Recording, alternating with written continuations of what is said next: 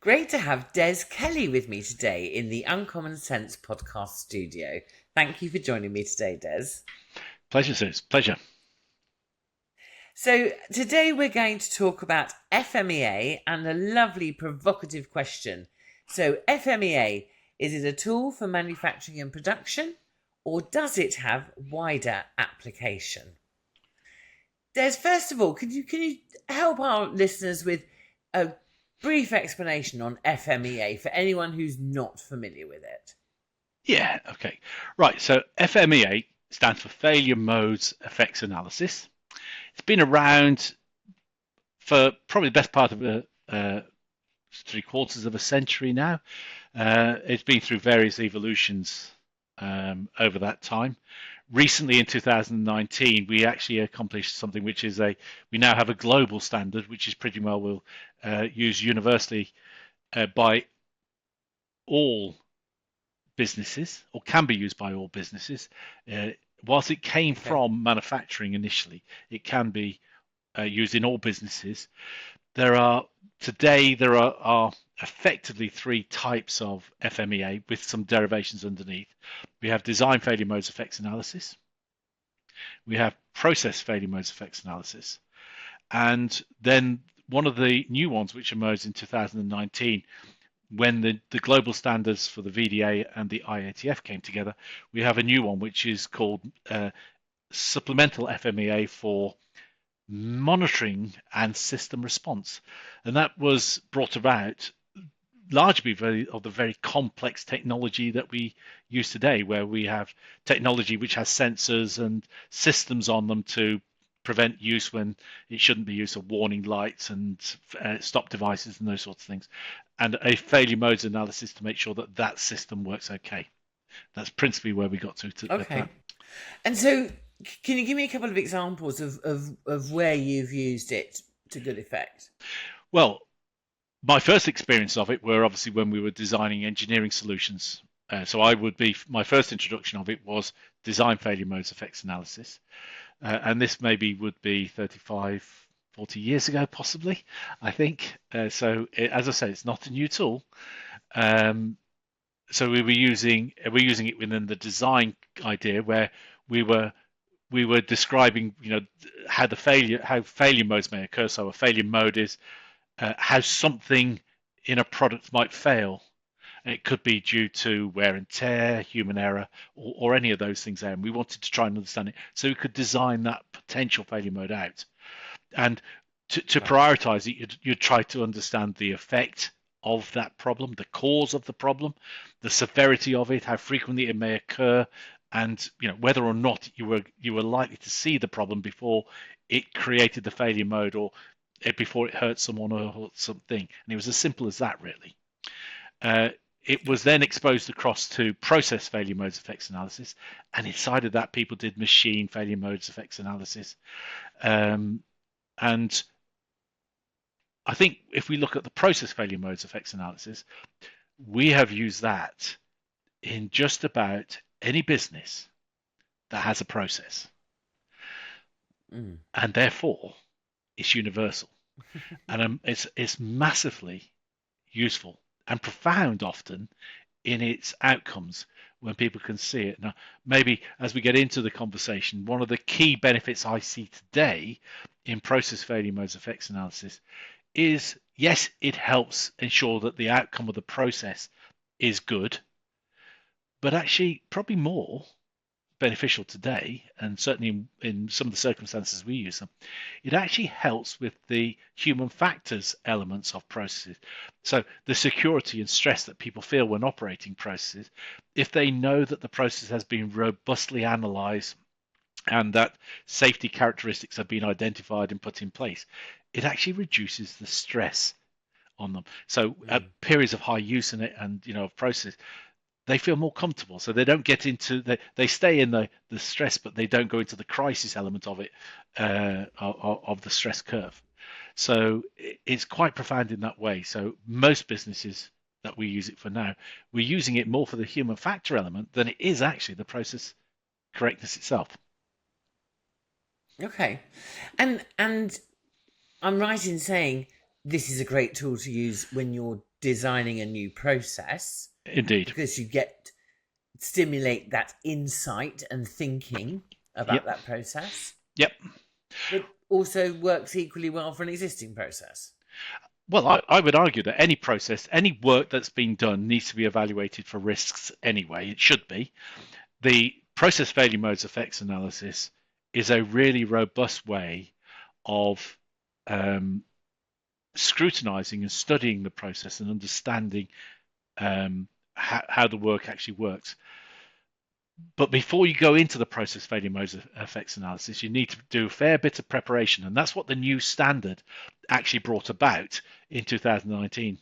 We had a new standard in 2019 which created a global standard, which merged what were the previous two standards that were around into one standard. So it's the standards administered by the AIAG and the VDA. That's the German Association for Automobile Manufacturers, and effectively Automotive Industry Action Group on the other hand. Are the two bodies. They have come together to create a global standard which merged together pretty much all the standards, but has allowed us now to have one standard across the globe where the application of the tool is standardized and the same wherever you go. And the new standard has learnt from all of the error states from the earlier standards and corrected them. And I would say the new standard is absolutely benchmark, and people may have used it in the past and found it to be of no value. Try it again. Try it again. I assure you it will be significantly. So can you tell me a little bit about, you mentioned there's a lot of benefit in the preparation for this. Could you talk through some of that? Right, so if we what just I need to do to right, prepare. And should we just focus on process failure modes effects analysis for now? That's the one I think which is liberated to all organisations. Not all organisations need necessarily go into the detailed design as we would have it, but process failure modes effects analysis.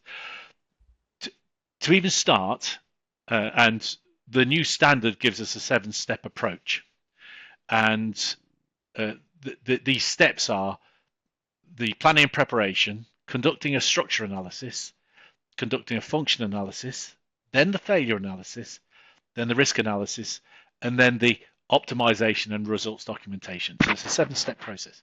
That first step, the planning of it, you'll need to do some basic work, some groundwork. So for example, you'll need to map and understand the process. Now that in itself can be a revelation, because the amount of times we've walked in and said, well, let's just stop and map this process. And it probably takes you 2 days to do something because everybody knows how to do it in a different way. And so just getting the agreed standard first is quite powerful.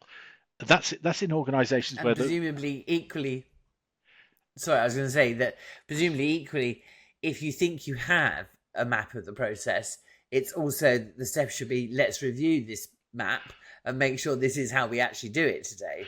Yeah, absolutely. And just for the benefit of any doubt at all, the only way you can actually map an existing process is to go and watch it in the real place.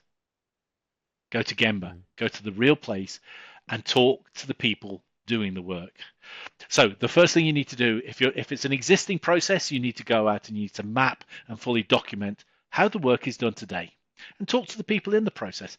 In fact, involve the people working in the process in your failure modes analysis workshop anyway, because they know all the intimate details about that process. They know the workarounds, they know the things that go well, don't go well.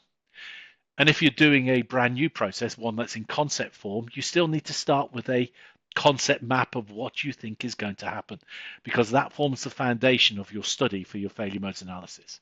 So you must start with a robust, accurate representation of how the work works, the process flow.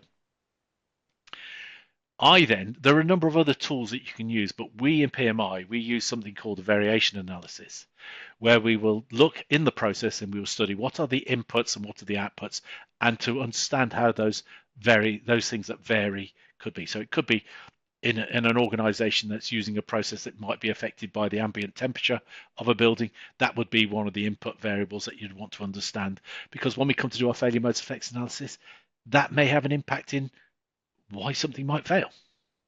And what we want to do is to just create a good understanding of the process itself and the environmental impacts and the inputs and the outcomes of that process, so that everyone is aware and they've got it, because that gives you a really good grounding then when you stop and you ask some of the basic questions about the process. There are other I mean, tools you I'm can having use. visions here. No. Sorry, I'm having visions here of doing something like this. Even something like a call center. Oh, What a great place to do that kind of work, to work out. So what happens if we haven't got enough people on the shift, or what yeah, happens if we've got everybody on a call, and all of those sorts of questions. absolutely right, and that's exactly that's perfect, Sue, because that's exactly the sort of question. So when we actually come to, so we ask ourselves, okay, in this process step here, what is the purpose of this process step? What's its function? So what is this step of the process supposed to do? So if it is, for example, answer the call, right? To answer the call so we can respond to our clients, we can ask ourselves, in what way could that function fail? So the function of picking up and answering a call to a thing, in what way could it fail? And you could say, not enough staff. There's a power outage. The computers go down, whatever it's going to be. You could come out with a whole load of different things as to how could that function not be accomplished. And the purpose of that then is to use a structured way of analysing which of those which are the ones that are really serious and require some action. I, in your experience, how frequently do you see people using this sort of PFMEA approach as a standard in their work? Right. That's an interesting one. If you were to have asked me that about 10 years ago, I would have said infrequently, Okay. unless you were in certain industries. And if you were, for example, in the manufacturing or fast-moving goods industries, your chances of seeing it were significantly greater.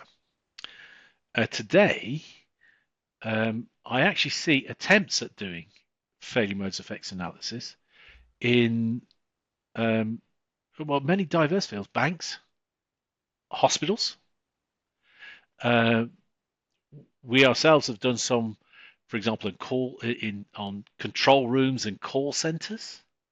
So it has started to become more of a recognized management planning tool, and Right. the various benefits that we derive from conducting a detailed analysis are seen by both those people leading the processes, managing the processes, and operating the processes.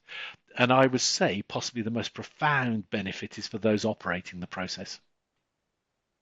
Yes. Yes. And you talked at the beginning about the human factors, Yep. and I thought that was really interesting because sometimes we forget that piece, don't we? When we think about the processes, we focus very much on the steps and the performance and so on. But actually, can you tell me a bit more about those human factors and how they might manifest themselves? Well, I mean, I think it's certainly well, as society has generally become more sensitive to the human factors elements, the mental well-being of people in processes. And I think once you start to look at the process, if you just put the lens up and say, right, okay, how is the operator feeling at this moment in time? So let's assume you get a stressful moment in a process. Not many processes we got. So if we look at some of the ones that we've been dealing with, let's say there's one we did very recently, which was quite a complicated environment, where a small group of Mm-hmm. specialists were given a series of complicated, interrelated, and iterative tasks, which were consequent on some things happening elsewhere. And those variables were so significant that they really need to be mentally attuned and switched on all of the time. And when they mapped the process as it was, then it was obvious that certain things had been just left to chance. Considered how would you prevent those error states occurring, and they'd been correctly addressed. And also that the detection, our ability to detect these error states should they occur, had been enhanced and optimized. There was a far greater degree of comfort and security that it wasn't down to just me being on my best performance all of the time, because humans can't be. So it gave great Mm. insight as to where the process could be error-proofed, where we needed to put in redundancy, so to enable space for the individual to do certain things, and that enabled resource planning and a whole raft of different things that can flow from that. But the very benefit of doing that enabled people to feel just secure. So if you think about the stress curve that people go through, is that you can be bored if you like, and you don't want that. You want to be occupied. A little bit of stress is okay. You can go over that for a short period of time, but you don't want to be living beyond the point of stress all the time because it just burns you out. So how do you bring it back down? Yeah. And it was this process failure modes analysis enabled us to bring it back down. Excellent. So in summary, it absolutely does have wider application. In fact, we can use it across many different industries and many different sectors. And actually, it works as well within, let's say, the corporate head office functions as it does in any of the other delivery functions, be that service or manufacturing. Anywhere where there is work done, whether it's done by human beings or done by machines, it often creates a benefit. And it doesn't matter what industry or what sector you are in, all work eventually is a process. Being that process will create opportunities to improve better outcomes for your customer, better outcomes for your business, and better outcomes for the individuals operating the process. And I think if you can win on three fronts, that's got to be a good thing. Got to be a good thing. Brilliant. Thank you, Des. On that note, it's been great working with you on this. I really enjoyed it. Thank you. Thanks, Suze.